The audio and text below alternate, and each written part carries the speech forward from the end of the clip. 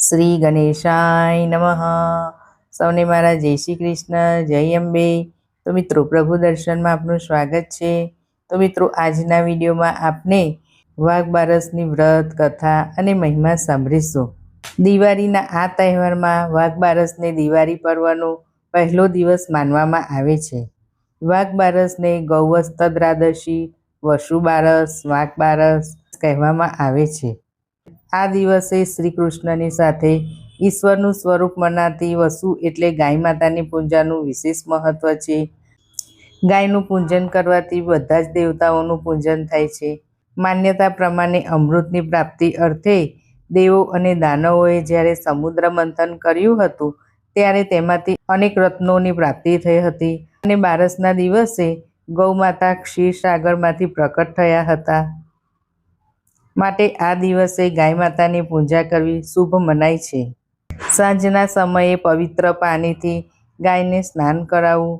જો આસપાસમાં ગાય ના હોય તો માટીના બનાવવા જોઈએ અને ત્યારબાદ કુમકુમ હળદરથી પૂજા કરવી અને લીલું ઘાસ ખવડાવી ગાય માતાની આરતી કરવી.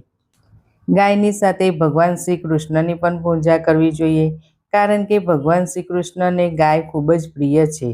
શ્રી કૃષ્ણએ ગાયને પોતાના જીવનનું અંગ બનાવ્યું હતું, માટે જ કૃષ્ણ ગોપાલ કૃષ્ણ કહેવાયા હતા.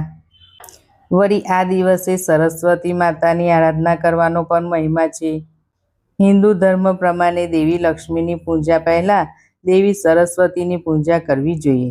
માટે ધનતેરસના આગલા દિવસે એટલે કે વાઘ બારસના દિવસે દેવી સરસ્વતીની પૂજા કરવાનું ખૂબ જ મહત્વ છે. વાઘ બારસ એટલે વાઘ નહીં, પરંતુ વાંક. વાઘના સંદર્ભમાં આખો તહેવાર વાઘ બારસ તરીકે ઓળખવામાં આવ્યો. વાંક એટલે વાની, અને સારી વાની આપણને માતા સરસ્વતીની પૂજા કરવાથી મળે છે.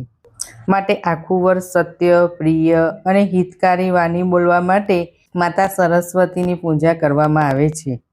વાંક એટલે વાચા, માટે સરસ્વતીને વાગ્દેવી તરીકે પણ ઓળખવામાં આવે છે.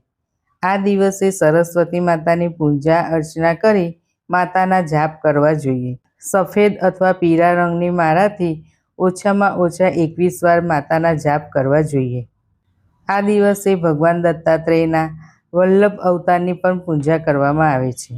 આ દિવસે માતા બાળકોના લાંબા આયુષ્ય માટે વ્રત કરે છે.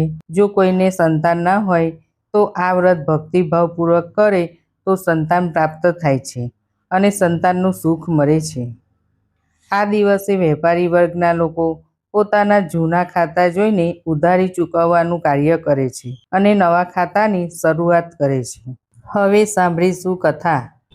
એક ગામમાં ભયાનક દુષ્કાળ પડ્યો હતો. ત્યાં એક ધર્માત્મા સાહુકાર રહેતા હતા. તેમણે ગામ માટે એક મોટું તળાવ ખોદાવ્યું, પરંતુ તળાવમાં પાણી આવ્યું નહીં.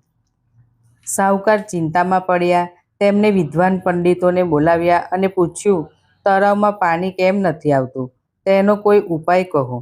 પંડિતોએ કહ્યું, આ તળાવમાં એક બાળકની બલિ આપવાથી પાણી આવશે. આ સાંભળીને સાહુકાર વિચારમાં પડી ગયા કે પોતાનું બાળક તો કોઈ આપશે નહીં, હવે શું કરવું? સાહુકારના 2 દીકરા હતા. તેમણે વિચાર્યું કે એક દીકરાની બલિ આપીએ તો ગામમાં પાણી આવશે અને સૌના હિત થશે, પરંતુ વહુને કેવી રીતે કહીએ? તેથી સાહુકારે પોતાની વહુને પિયર મોકલી દીધી અને નાનો દીકરો બચરાજ પોતાના પાસે રાખ્યો. જ્યારે વહુ પિયર ગઈ ત્યારે સાહુકારે નાના દીકરા બચરાજની બલિ આપી દીધી. ચમત્કાર થયો, તળાવમાં પાણી છલકાઈ આવ્યું. પછી સાહુકારે મોટો યજ્ઞ કરાવ્યો અને સમગ્ર ગામને બોલાવ્યું, પરંતુ પોતાની વહુને બોલાવવાનું ભૂલ્યા. જ્યારે વહુને આ વાત ખબર પડી ત્યારે તે પોતાના ભાઈ સાથે તરત જ આવી ગઈ. તેને પોતાના ભાઈને કહ્યું, આટલા મોટા કામમાં ભૂલી ગયા હશે? પોતાના જ ઘરમાં જવા માટે શું શરમ? વહુ આવી અને સાસુજી સાથે બચ બારસની પૂજા કરવા તળાવ પર ગઈ. ત્યારે સાહુકાર અને સાહુકારની મનમાં બચરાજ માતાને પ્રાર્થના કરવા લાગ્યા, હે માતા, અમારી લાજ રાખજો. વહુને તેનો દીકરો કેવી રીતે આપીએ? ગાય અને તળાવની પૂજા કર્યા પછી સાસુજી બોલ્યા, આવો મારા દીકરા અને લાડુ ઉઠાવો. તળાવનું કિનારું ખંડિત થયું અને ચમત્કારથી તળાવની માટીમાંથી લીપટાયેલો બચરાજ બહાર આવ્યો. તે પછી હંસરાજને પણ બોલાવ્યો. પૂજા પૂર્ણ થયા પછી વહુએ પૂછ્યું, સાસુજી આ બધું શું છે? સાસુજીએ આખી વાત કહી દીધી અને કહ્યું, બચ બારસ માતાએ અમારી લાજ રાખી હતી, તેથી આજના દિવસે સ્ત્રીઓ ગાયના ગોબરથી તરાવ બનાવે છે, તેની પૂજા કરે છે અને કિનારો ખંડિત કરીને તેના પર લાડુ મૂકે છે અને પોતાના પુત્રને બોલાવીને તે લાડુ ઉઠાવડાવે છે. હે બચ બારસ માતા, જેમ તમે સાહુકાર અને સાહુકારનીને ફળ્યા, એમ તમારું વ્રત કરનાર, કથા વાંચનાર, સાંભળનાર સૌ કોઈને ફળજો. બોલો શ્રી ગાય માતાની જય, બચ બારસ માતાની જય. તો મિત્રો, તમને આ મારો વિડીયો પસંદ આવ્યો હોય તો લાઈક શેર જરૂર કરજો. સૌને મારા જય શ્રી કૃષ્ણ.